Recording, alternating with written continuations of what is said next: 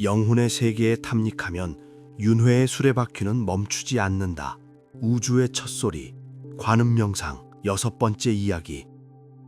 베트남의 비구니 스님 청해 무상사의 스승이라고 자처하는 산트 마트는 인도의 명상단체다. 그녀가 깨달음을 향해 정진할 무렵 인도에 거주하며 그곳에서 명상을 배운 듯하다.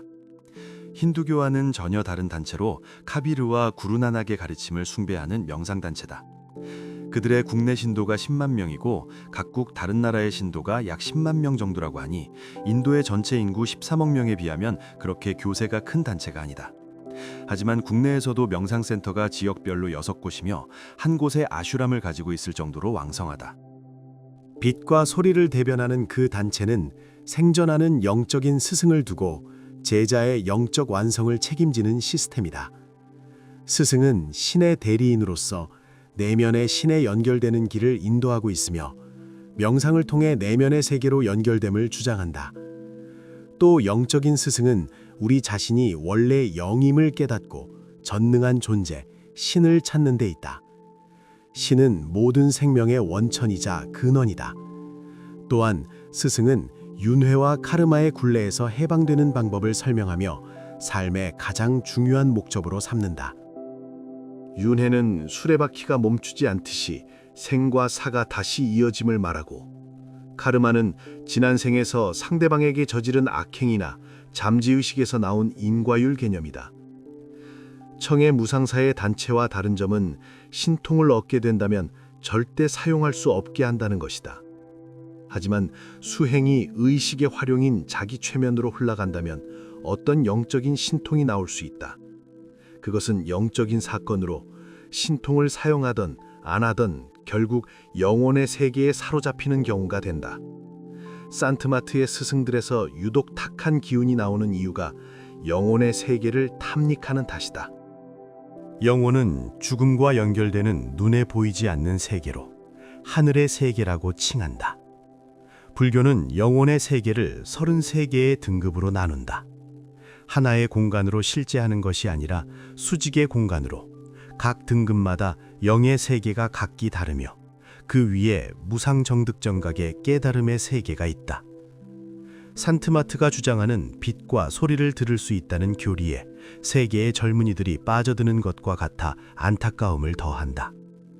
명상을 한참을 진행하다 보면 어디에선가 빛의 파노라마가 보이는 듯하다. 그것은 지난 생에 경험했던 카르마가 만든 빛이다. 하지만 그것은 영혼의 빛이다. 영혼의 세계의 진입은 우연히 명상을 통해 나타난다. 빛을 따라가면 안 되는 이유가 영의 세계에 함몰되기 때문이다. 명상 중 빛이 보라색으로 혹은 영롱한 빛으로 나타나는 경우가 있으나 무시해야 한다. 그것은 카르마의 한 종류로서 털고 일어나면 영적인 작용은 사라진다. 그러나 세상의 대부분의 종교는 의식을 이용하는 교리를 선택하게 한다. 명상의 방법론이 거론되는 이유다. 마음을 내려놓는 무심이 아닌 종교라면 무조건 자기 최면으로 보면 된다. 나를 없앤다며 외어대는 불경의 대비주는 자존심만 키우는 최면술로 모두가 영적이다. 더욱이 의식을 사용하는 가나선의 화두가 좋은 예이다. 이 목고를 연발하면서 생각의 깊은 곳으로 빠져드는 의식의 활용은 무심과는 정반대다. 화두를 참고하던 스님이 별안간 공간을 이동한다면서 벽을 치고 나오는 기이한 현상을 본다. 그러면 모두가 깜짝 놀라 벽에 부닥친 상처난 스님의 정신을 의심하며 깨운다. 수행은 마음을 내려놓고 의식을 통제하고 집중해야 한다. 그러나 자기 최면은 의식의 운용으로 수행에서 집중을 위한 방편이 된다. 자아를 없앤다 혹은 모라를 지킨다라는 것은 모두가 자기 최면이다. 그래서 수식관업이 등장하고 집중의 대체 효과가 필요하다. 그럼 도대체 소립법문은 어떤 것인가? 능엄경에서는 오래전 신비의 법문으로 전해져 오는 소립법문은 관세음보살이 깨달음을 얻은 최고의 비기로 전해진다. 소립법문은 수행자의 맑음이 고조될 때 스스로 나타나는 것이다. 능엄경, 법화경, 금강경에서도 소립법문은 언급되며 해안, 법안, 불안으로 지칭된다. 소리가 빛으로 변하면서 이마의 중앙에 자리하는 제3의 눈을 계열한다고 전한다. 결국 소리법문은 자기의 의식을 제어하고 통제할 때 스스로 들리는 소리다. 법화경에도 관음의 묘한 지혜의 힘으로 능히 세간의 고통을 구원한다며 관음의 신묘함을 강조하고 있다. 수행자의 일세 해탈은 물론 5대의 조상들께서도 해탈함을 의심치 말라고 전한다. 모든 것은 이 소리로 만들어졌으며 이 소리로 만들지 못하는 것이 없다고 전해지기 때문이다. 그러한 어마어마한 소리법문도 처음에는 마음의 눈, 관법이 발달하여야 한다. 그러면 스스로 동양의학에서 주장하는 인체의 경혈을 계열할 수가 있다. 손바닥의 노공혈에서 뜨거움을 나타내면서 점차 수행의 시간이 쌓이면 두뇌의 백회혈을 계열한다. 관법은 우리의 의식 전에 나타나는 것으로 무의식의 상태이다.